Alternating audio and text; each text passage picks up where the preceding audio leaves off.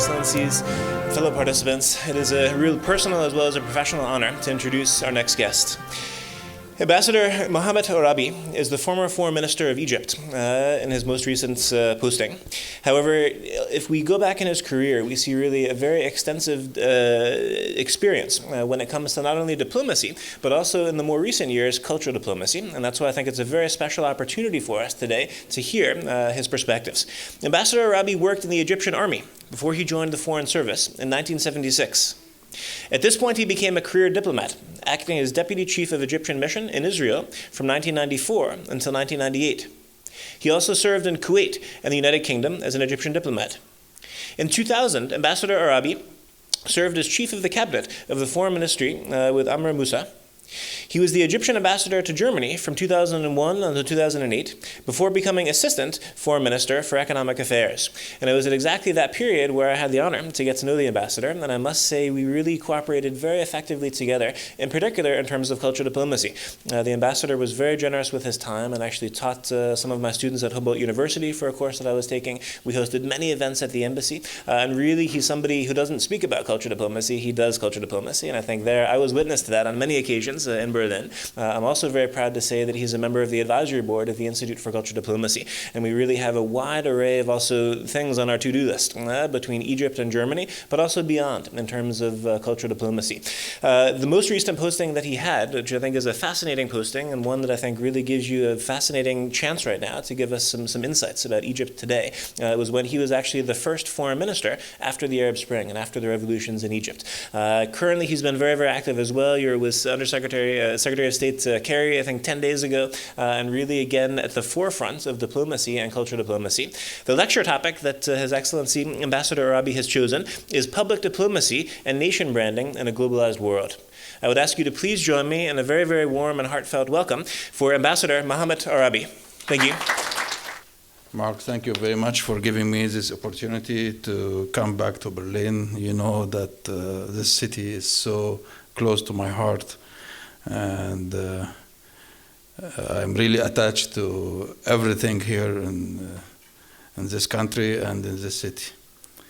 Well, I have prepared notes first, and then maybe I will try to recall my experience here as ambassador to Germany, where I, as Mark said, I think I practiced, yes, public diplomacy and cultural diplomacy without any academic background, but I think it was a sort of spontaneous reaction to the period which I came.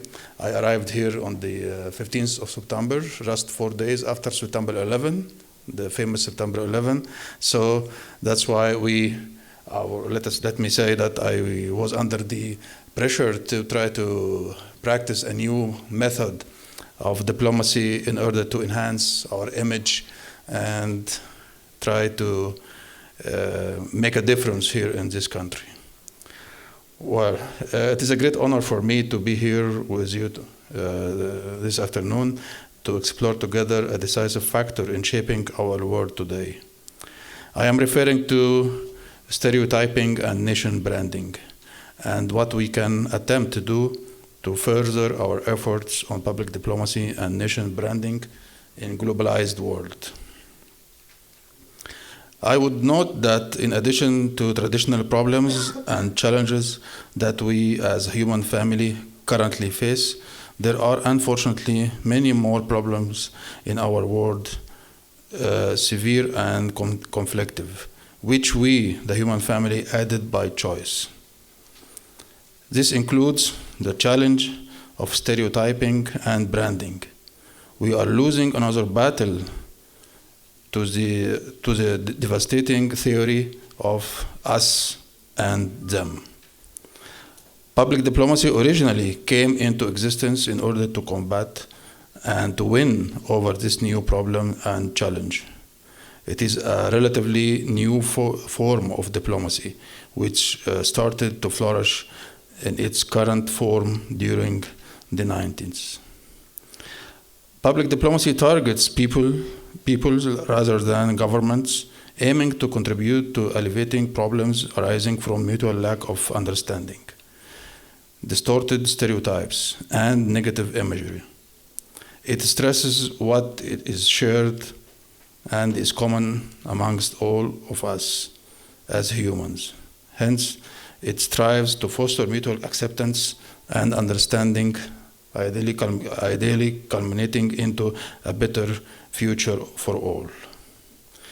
It is equipped with traditional tools such as the media and untraditional tools such as deploying sports and arts, all of which are used as instruments to address some of the world's current problems in ways previously unexplored.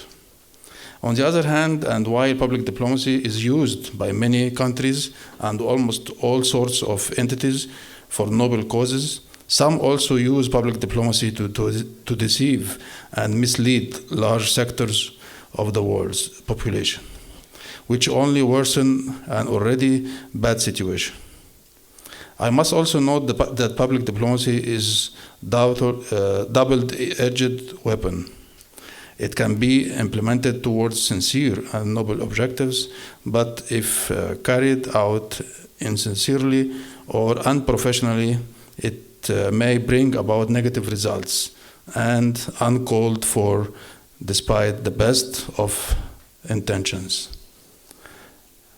I started with this brief introduction just as a reminder of what public diplomacy is, and to move towards sharing and exploring ideas in relation to nation branding.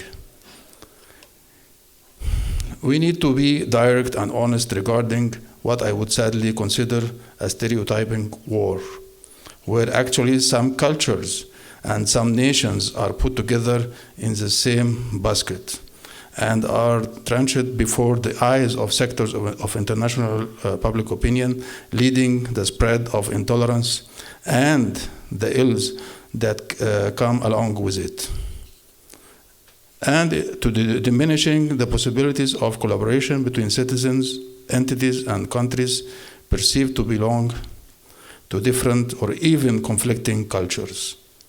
This can never be the path for a common good. It kills respect and hinders economic pillars such as tourism and investment. I will not dwell much and state the obvious in that regard. I will rather invite us all to find solutions.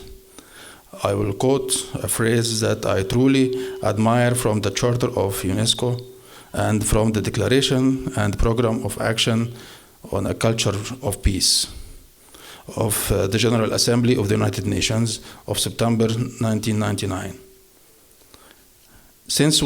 I start quoting, since war begins in the minds of men, it is in the minds of men where the defenses of peace must be constructed. I am not exaggerating when I consider the field of stereotyping and nation branding as a war, an uncalled for war. In that regard, I would like to draw your attention to the Declaration and Program of Action on the Culture of Peace of the General Assembly of the United Nations, September 1999, for while public diplomacy is a tool that can be directed towards good or towards evil, public diplomacy can only bring light into our world when armed by this declaration and program regarding a culture of peace. I would like to suggest that we form a committee from entities working in the fields of public diplomacy and a culture of peace. And it is my honor and pleasure to inform you that I have recently started my own effort in that regard. We discussed that yesterday.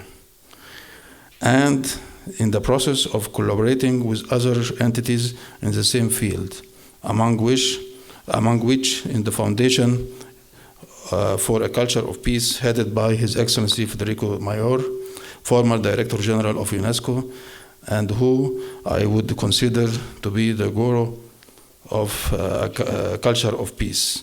Also, in light of his initiative and direct efforts to bring to the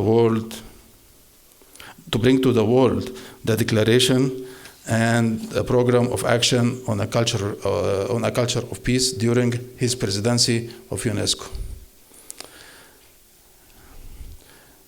Dear friends, to sum up and to have something concrete, I would like to underline the following. Stereotyping and nation branding exist. There is a war between good and evil in that regard. We need to win this war, as failing will divide what can be otherwise harmonized for the well-being of all peoples and all nations. Blending public diplomacy with culture of peace can serve as an effective tool, and we need to exert joint efforts in order to be as effective as possible towards our common goals for the good of humankind to prevail. Through this conference, I have the honor to invite relevant and interested entities to endorse the organization of a meeting with the objective of coming up with a practical action plan with the ultimate goal of making our world a better place. Thank you so much, and please let me conclude with an Egyptian proverb. It is better to light a candle than to just sit back and curse darkness. Thank you so much.